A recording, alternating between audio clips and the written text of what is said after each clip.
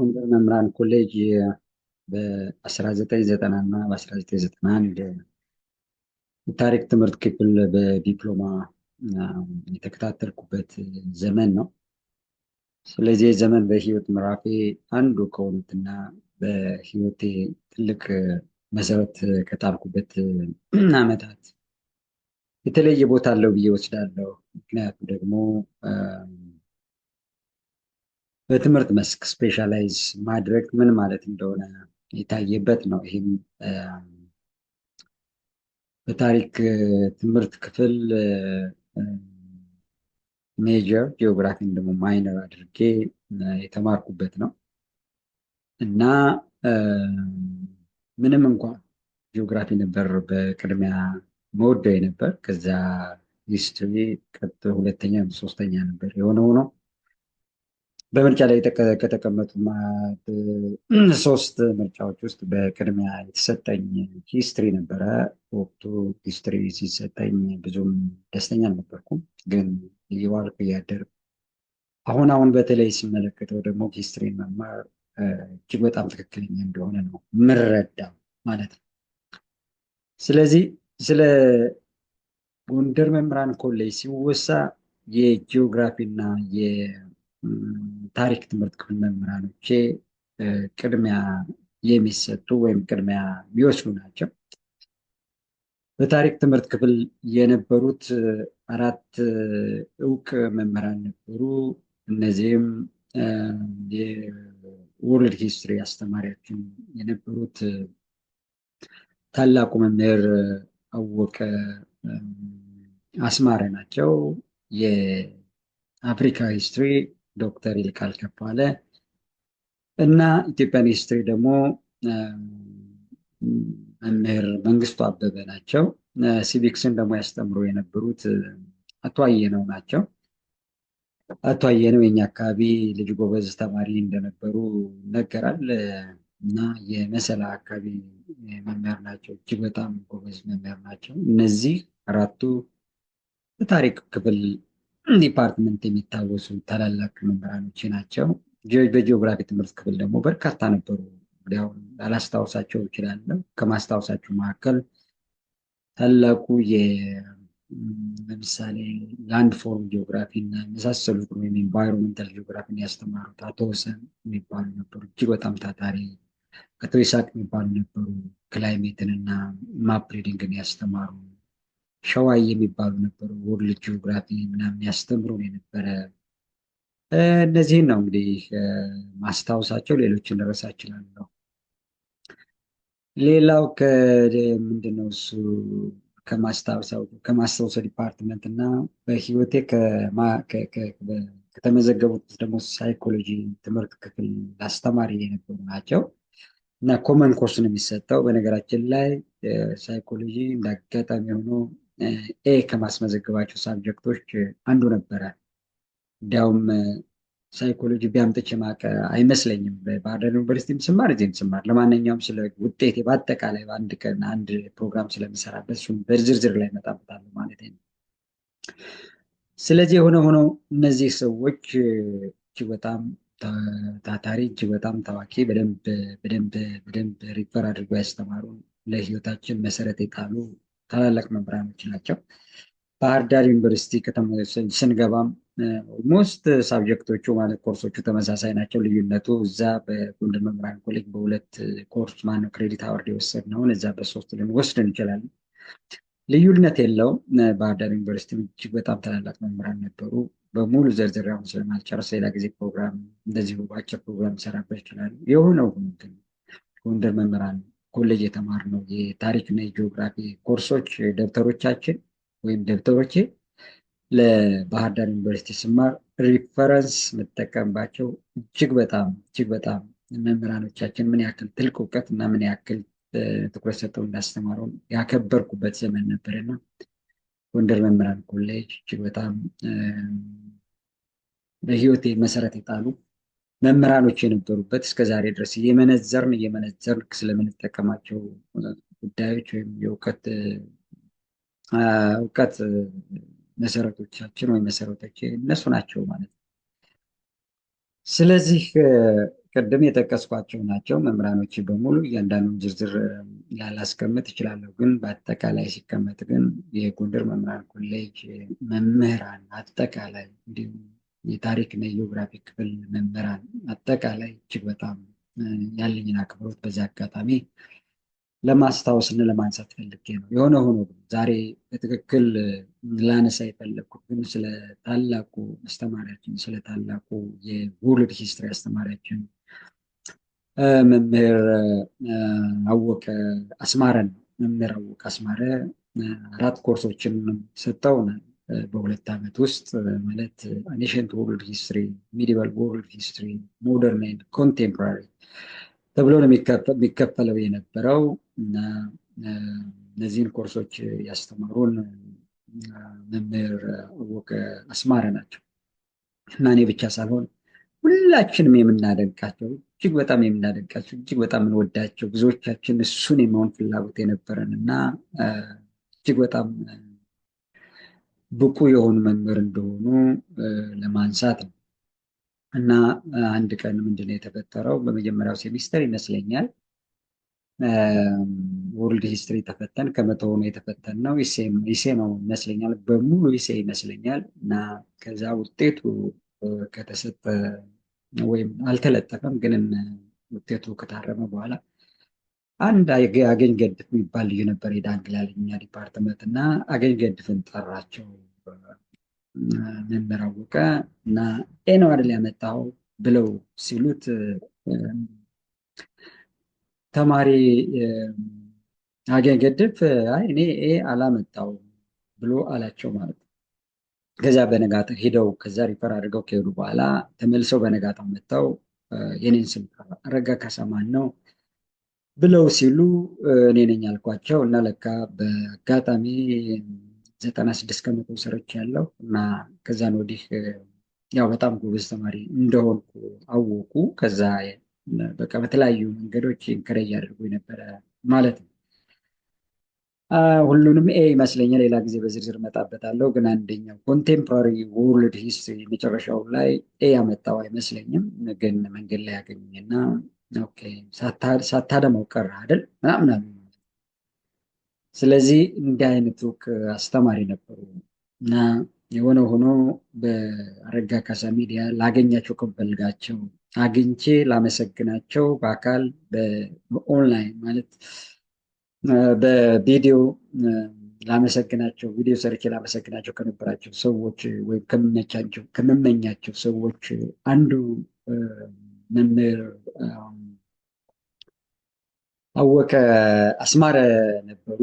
የሆነ ሆኖ ላገኛቸው አፈላለኩ በአጋጣሚ የኛው ጎበዙ መምህር እና ጎበዙ ሌክቸረር ፕሮፌሰር ዶክተር አለማየሁ እስኪሆን ብዙ ሰው ጋር ይተዋወቃል ብዬ ስለማስብ በእሳቸው በኩል አፈላለኩ። በአጋጣሚ መምህር መንግስቱ አበበ የኛ ኢትዮጵያን ሂስትሪ እውቅ አስተማሪ የነበረ ጎንደር መምህራን ኮሌጅ አሁን ወሎ ዩኒቨርሲቲ ገብተዋል እና በእሳቸው በኩል የተገኘው መረጃ በጣም አስደንጋጭ ነበረ። በጣም አስደንጋጭ፣ በጣም አሳዛኝ ነበረ የተገኘው መረጃ። በእርግጥ እሳቸውን ደውዬ በደንብ አላዋራኋቸውም፣ አሁን አዋራቸዋለሁ ብዬ እያሰብኩ ነው። ከተቻለ ደግሞ እሳቸው ጋር ኢንተርቪው ባደርግ ደስ ይለኛል። ምንድነው የሆነው? እኚህ ታላቅ ሰው ውርልድ ሂስትሪ መምህራችን ክቡር የተከበሩ የእኛ ባለውለታ አወቀ አስራት ማነው መምህር አወቀ አስማረ በህይወት እንደሌሉ ሲነግሩ እጅግ በጣም አዘንኩ፣ ልቤ ተሰበረ።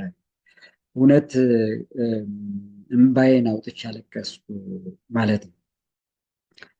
ስለዚህ የእሳቸውን ህይወት ማለፍ ሰምቼ በጣም አዝኛለሁ፣ በጣም ተክጃለሁ። እርግጠኛ ነኝ ሌሎች የኔ ባች የነበሩ ተማሪዎችም የኛውን ጉዳይ ቢሰሙ በጣም እንደሚሰማቸው ይገባኛል።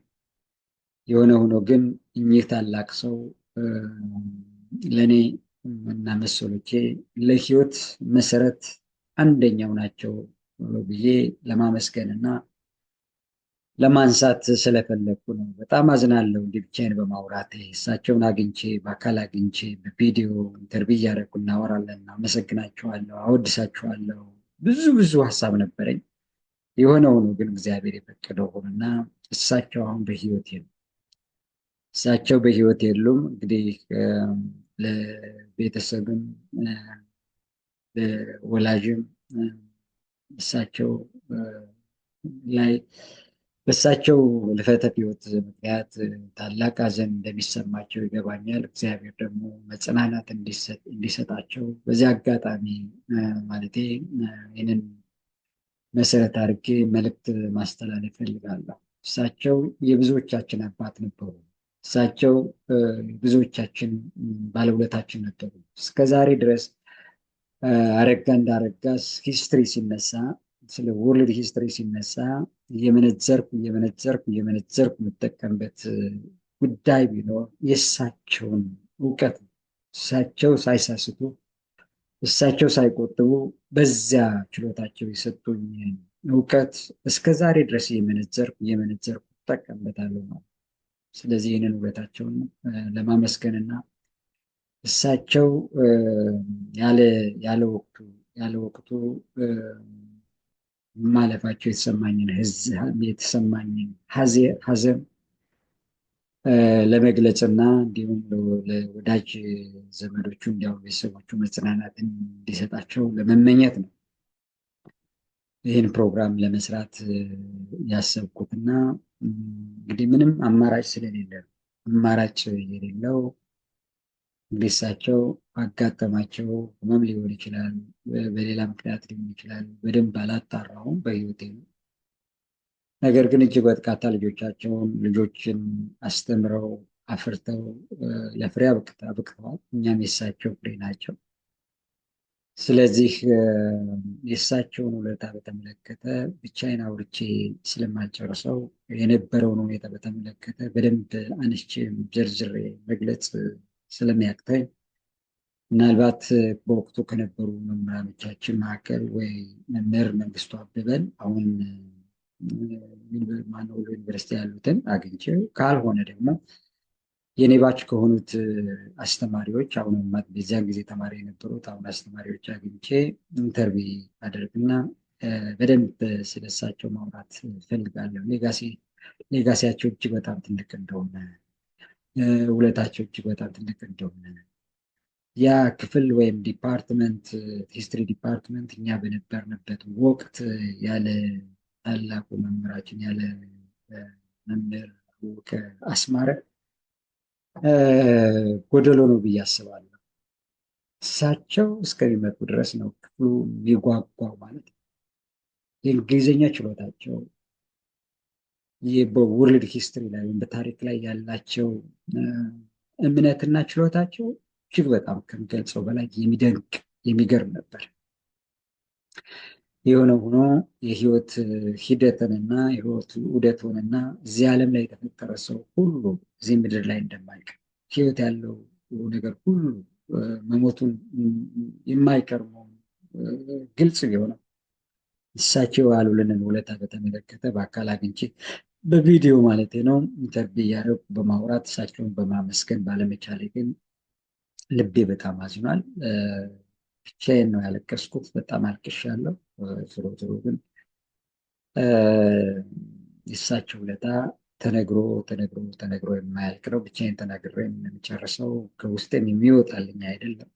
የሆነው ሆኖ ወይ ከዛን ጊዜ ከነበሩ መምህራኖች ቀደም ለመግለጽ እንደሞከርኩት እጅግ በጣም የተከበሩ የኢትዮጵያን ሂስትሪ መምህር ብቁ ወደ ኢትዮጵያ ሂስትሪ መምህር የነበሩት መምህር መንግስቱ አበበ አሁን ዩኒቨርሲቲ ዋና ወሎ ዩኒቨርሲቲ መምህር ናቸው። እሳቸው ጋር ወይም ደግሞ ካልሆነ ከባች የኛ ባች ከነበሩ ተማሪዎች አሁን ከመምህራኖች አንድ ሰው አግኝቼ ምናልባትም እሳቸውን ከሚያደንቁ ሰዎች አንዱ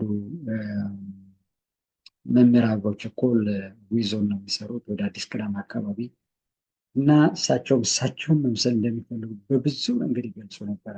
ወይ እሳቸውን አግኝቼ ስለ ሳይዝ ስለ አሁን በህይወት ስለሌሉ ታላቁ መምህራችን ኢንተርቪው እያደረግን ስለ ውለታቸው አመስግነን በደረሰው ህይወት ወይም በህይወት ባለመኖራቸው ያለንን ሀዘን ገልጸን ወዳጅ ዘመዶች እና ልጆቻቸውንም እንዲጽናኑ ህይወታችን መሆናችን የምንገልጽበት ቀን ይኖራል ብዬ አስባለሁ። የሆነ ሆኖ ግን እኚህ ታላቅ ሰው እኚህ ታላቅ እና ብቁ መምህር ለእኔ እና ለመሰሎቼ ያደረጉን ውለታ በእኔ አንደበት ብቻ ተገልጾ የማያልቅ እና ወደር የሌለው እንደሆነ ለመግለጽ ነው አሁን በዚህ ፕሮግራም ማዘጋጀት የፈለጉ። በተለይ ለእኔ ከዛን ጊዜ በኋላ ከአንደኛው ሴሚስተር በኋላ የማደርጋቸው ፐርፎርማንሶች እየተከታተሉ በተለያዩ አጋጣሚ ገልጹልኝ ነበረ ማለቴ ነው። ስለዚህ የእሳቸውና አጠቃላይ የጂኦግራፊ እና የሂስትሪ ዲፓርትመንት አስተማሪዎቻችን ይሰጡን የነበረው እውቀት ያለምንም ስስት እጅግ በጣም ተዘጋጅተው ያለምንም ስስት ይሰጡን የነበረው እውቀት ለአጠቃላይ ህይወታችን እንደሌላ ያለው ሰው በተለይ ለእኔ አጠቃላይ ህይወቴ ከዛ በኋላ ዩኒቨርሲቲ ስገባም መነሻና ሪፈረንስ የነበረው ዶክተሮቼና እውቀት እነሱ ያለ ስስት የሰጡ የነበረ። ሳስተምረን በተመሳሳይ መንገድ እነሱን እያስታወስኩ ነበረ ማስተምረው። አሁንም ቢሆን ሂስትሪ መማር ለብዙ ነገሮች አድቫንቴጅ እንዳለው ተረድቻለሁ።